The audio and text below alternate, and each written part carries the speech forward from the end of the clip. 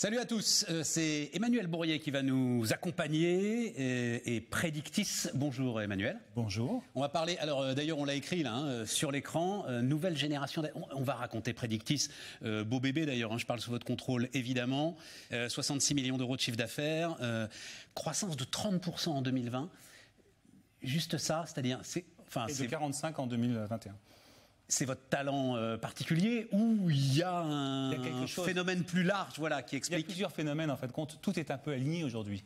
Il y a un besoin évident aujourd'hui des Français d'épargner, et d'épargner bien, et d'épargner pour leur avenir, pas uniquement pour le court terme. Attends, besoin évident d'épargner l'ensemble de l'épargne forcée en fait qu'ils ont accumulée pendant la période de Covid. Notamment ces fameux 150 milliards. Exactement, mais pas tout à fait seulement, parce que préalablement à cette période-là, on a connu une période sur la retraite qui était importante.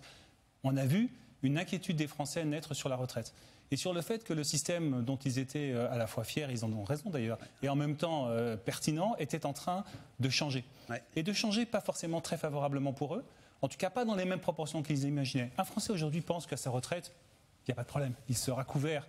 Sera couvert, il n'y a pas de problème. Oui, mais pas au niveau ni au montant qu'il pense effectivement obtenir. Et aujourd'hui, notamment parce que nous nous intéressons beaucoup aux travailleurs non salariés qui, eux, constituent eux-mêmes leur retraite. Ils n'ont pas finalement de système aussi favorable que les salariés, ont un niveau à la retraite qui est extrêmement faible s'ils ne font rien. Et donc il y a une prise de conscience des Français qui est très forte, c'est-à-dire qu'il n'y a pas eu la réforme des retraites, il y a un élément positif, c'est qu'en tout état de cause, les Français ont compris que là, il pouvait y avoir un problème. Tout le monde a réfléchi alors. Tout le monde a réfléchi et a réfléchi très jeune, c'est ça la nouveauté. C'est qu'aujourd'hui, nos clients, les personnes que nous accompagnons, viennent chez nous à l'âge de 39 ans, ce qui est très jeune. D'ailleurs, Emmanuel, vous dites, on va rentrer dans le dur tout de suite, parce que vous dites, alors, vous parlez de retraite parce que le plan d'épargne retraite vous intéresse. Exactement. Ce PER, c'est un magnifique, mais qui n'intéresse personne. Pas du tout. On passe au travers. Tous on passe au travers. On passe au travers. Dites-moi pourquoi il faut absolument pas passer au travers du PER. Il ne faut pas passer au travers. C'est une vraie réforme. La loi Pacte avait intégré ce PER, qui est un système qui a levé toutes les barrières psychologiques. C'était quoi la difficulté aujourd'hui des produits PERP, par exemple, ou Madelin? Leur problématique, c'est que les personnes pensaient qu'elles étaient dans un tunnel jusqu'à l'âge de la retraite et que s'ils avaient envie d'acheter une résidence principale, par exemple, ou s'ils avaient une vraie difficulté, il était impossible de récupérer une partie de cet actif. Aujourd'hui, c'est possible. Ce qui a levé la loi comme doute, c'était celui-ci, et aujourd'hui, c'est possible. Autre phénomène, c'est qu'au niveau arrivé à l'âge de la retraite, évidemment, la seule solution était la sortie en rente. Et donc, quelqu'un va calculer ma rente pour moi. Et finalement, est-ce que c'est intéressant, pas intéressant? Exactement. Et en fait, la loi a prévu que l'on puisse aussi choisir une sortie en capital. Et en plus, une sortie en capital fractionnée. Parce que le danger, c'est évidemment sortir en capital immédiatement. Alors, ça va être un peu technique, mais si vous sortez immédiatement en capital sur une somme d'argent importante, vous allez être taxé à l'IR, vous êtes taxé fortement. Mais vous pouvez fractionner ce déblocage sur les sorties effectivement en capital. Donc, c'est deux barrières psychologiques. Pendant la durée de vie, en activité, et pendant la retraite, le tunnel de la rente ont été véritablement gommés. D'accord, mais pourquoi est-ce que ça ne démarre pas? C'est-à-dire qu'il faut le temps que... ça ne démarre pas parce qu'il faut fassiez la pédagogie. Exactement, c'est très long. C'est-à-dire que quand nous rencontrons une personne pour lui parler de sa retraite, c'est un entretien, 2 entretiens, 3 entretiens. Quelquefois, c'est 1 heure, 2 heures à chaque entretien. Il faut faire cette pédagogie. Personne ne la fera. Aujourd'hui, les Français ne sont pas très doués sur le plan de la connaissance. Je dois avouer, et j'écoute beaucoup, j'écoute ce que vous dites, Emmanuel, et c'est très intéressant, mais je dois avouer que les autorités elles-mêmes font pas... on n'est pas assailli par énormément de pédagogie et d'explications officielles sur... Pas tellement. Elles ont confié ça... Le plan d'épargne retraite. Exactement. Elles ont confié ça aux distributeurs, qui ne le font pas tous très bien, parce ça demande beaucoup d'expertise, il faut le reconnaître. C'est là où on a aussi une spécificité forte chez Predictis, c'est qu'on est très concentré sur ces sujets d'épargne, de prévoyance, et pas sur tous les sujets de la Terre. Et ces sujets-là, du coup, on les connaît très bien, on les connaît à fond, on les connaît par cœur, et on sait découvrir finalement les sujets qui sont nécessaires d'apporter en termes de pédagogie à nos clients pour qu'ils comprennent l'intérêt pour eux de souscrire ce type d'offre. Ce PER, c'est une forme de capitalisation? C'est une forme de retraite par capitalisation?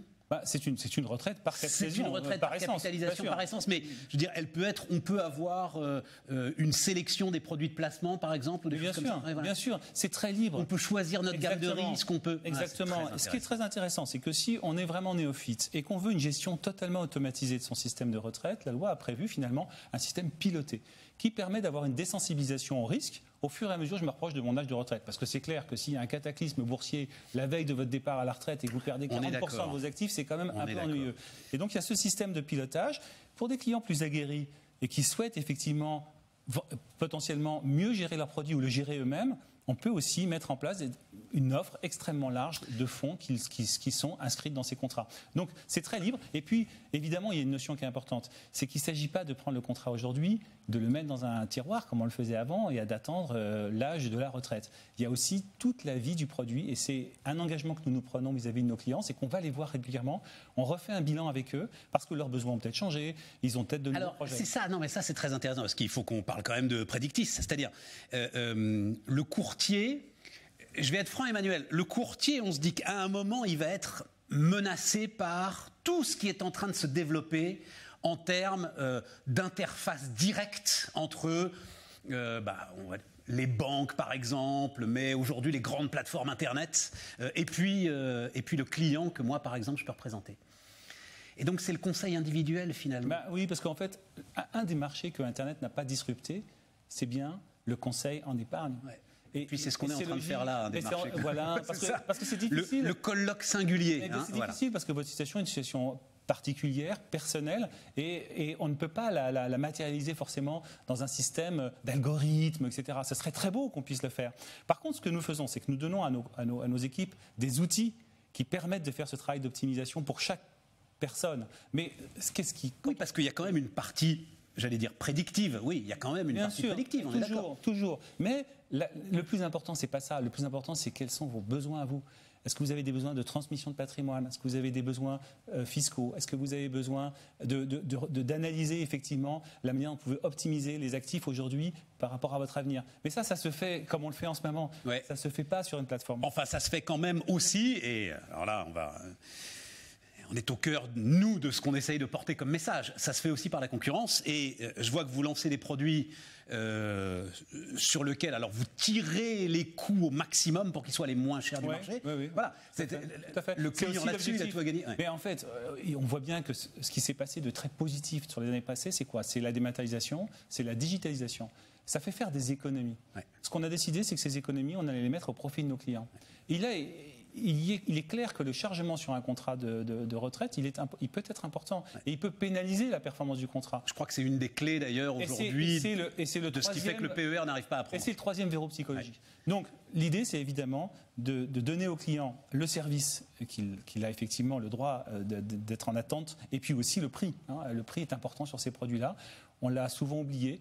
Et je pense qu'on doit faire en sorte que ce prix soit le plus faible possible. Un mot seulement, parce que sur l'assurance vie, c'est-à-dire là, c'est la bascule vers les unités de compte c'est une que vous accompagnez, qui est très intéressante, très importante. Mais qui est contrainte surtout quand l'inflation revient. De toute façon, aujourd'hui, les contrats en euros ont une rémunération qui est très faible et qui va finir par toucher finalement les frais de gestion du contrat. C'est-à-dire, en fait, vous allez avoir zéro à la fin en termes de rendement. Exactement. Donc, il n'y a aucune perspective. Il faut savoir qu'effectivement, si vous avez 65 ans, vous voulez choisir un produit d'assurance vie, vous allez vous sécuriser. Et c'est tout à fait légitime et normal. Mais si vous avez 39 ans, pourquoi ne pas bénéficier de la potentialité aujourd'hui que vous pouvez avoir sur des actifs qui sont beaucoup plus dynamiques, à partir du moment où ce risque est bien maîtrisé par vous? Eh bien, c'est logique, évidemment, de proposer à ses clients des parts en UC. Et on le voit chez nous, bien sûr, depuis un certain temps, mais on le voit sur l'ensemble du marché. 100 000 clients aujourd'hui, oui. Emmanuel. Oui. Cette croissance-là, donc plus 20, plus 30, etc., croissance de start-up. Elle passe aussi parce que nous avons des partenaires dans notre organisation, qui sont des mandataires d'intermédiaires d'assurance, qui sont indépendants. Et ça, c'est aussi une nouveauté en France. C'est-à-dire qu'à côté du travail salarié, s'installent de plus en plus de gens qui veulent une grande indépendance dans la manière d'organiser leur temps de travail, la manière d'organiser leur métier, leurs clients, etc. Et ça, c'est très beau. Et c'est très intéressant. L'un ne vient pas en dualité de l'autre. Voilà. Il vous apporte une dynamique. Incroyable. Génial. Ils sont jeunes, voilà, c'est ça. Ils ont envie, ils ont l'avenir devant eux. Eat what you kill, quoi. C'est-à-dire il faut qu'ils bossent à l'arrivée pour avoir du résultat. Ils ont envie de cette indépendance d'abord. Ils ont envie de se sentir libres. Et la force que nous avons, c'est que nous leur permettons de bénéficier de tout un environnement qui leur permet d'être quand même dans un collectif, et de pouvoir bénéficier du savoir-faire des autres, des outils, etc. Et en même temps, d'avoir cette liberté d'intervention, d'être indépendant, d'être leur patron d'eux-mêmes et de se donner des challenges qui sont immenses. Et ça, c'est une réussite incroyable de notre groupe parce que ça va aussi avec la méritocratie qui est un élément qui est majeur dans notre système et la progression de chacun est vraiment liée à son mérite. C'était Predictis, les amis, et on se retrouve très bientôt.